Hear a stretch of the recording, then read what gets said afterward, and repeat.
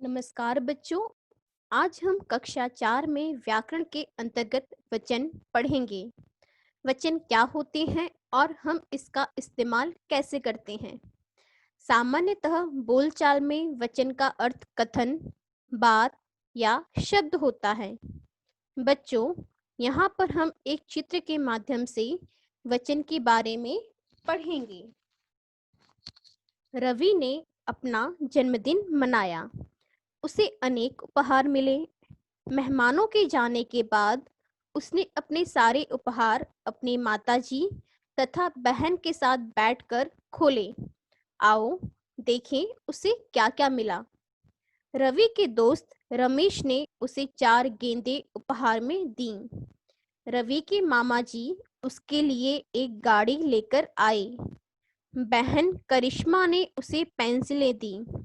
माँ उसके लिए घड़ी लाईं। पिताजी ने उसे पुस्तकें दी। नानी जी उसके लिए खिलौने लाईं और नाना जी ने उसे एक कमीज दी। बच्चों, यहाँ कुछ शब्द लाल रंग के हैं, उन्हें आप ध्यान से पढ़िए। जैसे गाड़ी, घड़ी, कमीज एवं गेंदे, पेंसिलें, पुस्तकें, खिलौने। इन शब्दों में आपको क्या अंतर दिखाई दे रहे हैं? जैसे गाड़ी, घड़ी, कमीज, इन शब्दों को पढ़ने से हमें पता चलता है कि ये अपने एक होने का बोध करा रही हैं तथा गेंदें, पेंसिलें, पुस्तकें, खिलौने अपने अनेक होने का बोध करा रही हैं। मतलब इन शब्दों में हमें संख्याओं का पता चल रहा है। अर्थात वचन का अर्थ है संख्या।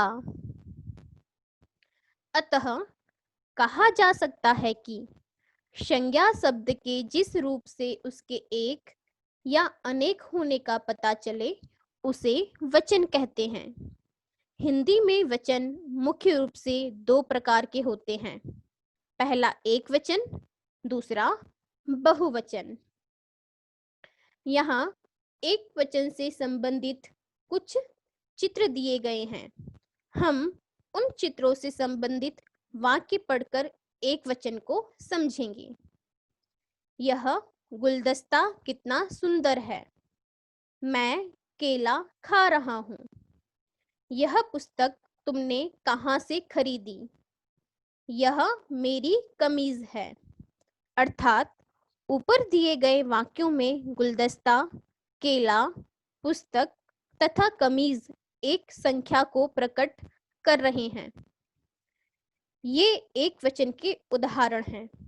अतः कहा जा सकता है कि जिस संज्ञा शब्द से उसके एक होने का पता चले उसे एक वचन कहते हैं।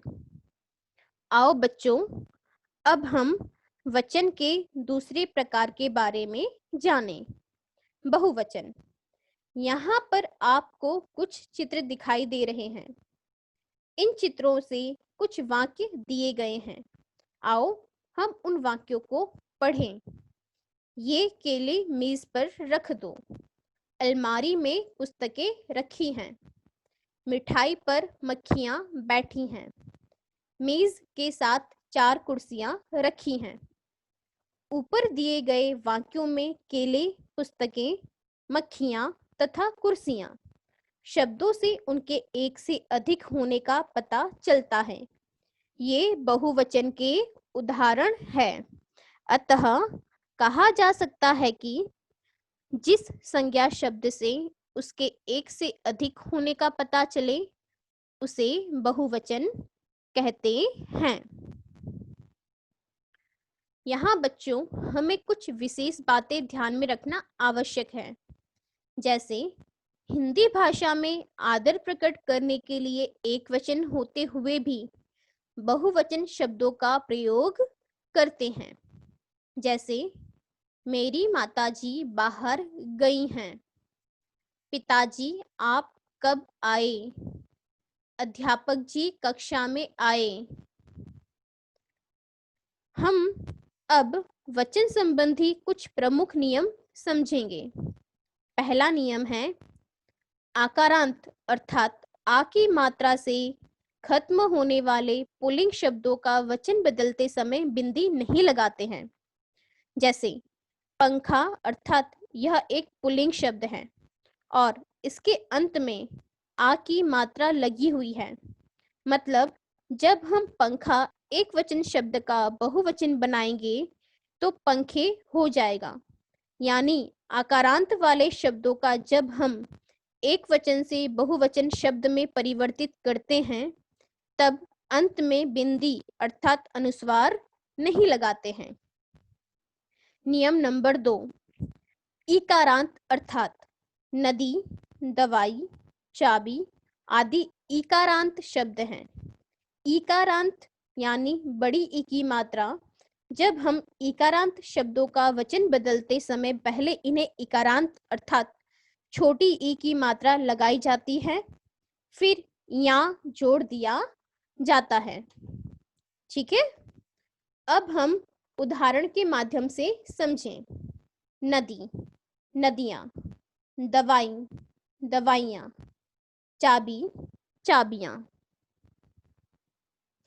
अब हम इन्हीं नियमों से जुड़े कुछ एक वचन से बहुवचन बने शब्दों को पढ़ेंगे। पुस्तक, पुस्तकें, बेटा, बेटे, पत्ता, पत्ते, कपड़ा, कपड़े, कमीज, कमीजें, औरत, औरतें, माला, मालाएं, नदी, नदियाँ, पूरी, पूरियाँ, टोपी, टोपियाँ, वस्तु, वस्तुएं, केला, केले, बच्चा, बच्चे, बगीचा, बगीचे, मुर्गा, मुर्गे, सड़क, सड़कें, दीवार, दीवारें, गुड़िया, गुड़ियाँ, मक्खी, मक्खियाँ, मिठाई, मिठाइयाँ, रानी, रानियाँ, गौ, गौवे, लड़का, लड़के, कमरा, कमरे, पंखा, पंखे, रुपया, रुपए, रात, रातें, कक्षा, कक्षाएं, चिड़िया, चिड़ियाँ, कली, कलियाँ, दवाई, दवाइयाँ, लता, लताएं। इस व्याकरण में वचन में हमने सीखा, वचन का अर्थ है संख्या। शब्द के जिस रूप से उसकी संख्या अर्थात उसके एक या अनेक होने का पता चले उसे वचन कहते हैं। वचन के मुख्य दो भेद हैं, एक वचन, बहुवचन। जिस संज्ञा शब्द से उसके एक होने का पता चले उसे एक वचन कहते हैं। जिस संज्ञा शब्द से उसके एक से अधिक होने का पता चले उसे बहुवचन कहते हैं। जब किसी व्यक्ति को आदर दिया जाए तो उसके लिए बहुवचन क्रिया का प्रयोग किया जाना चाहिए। धन्यवाद।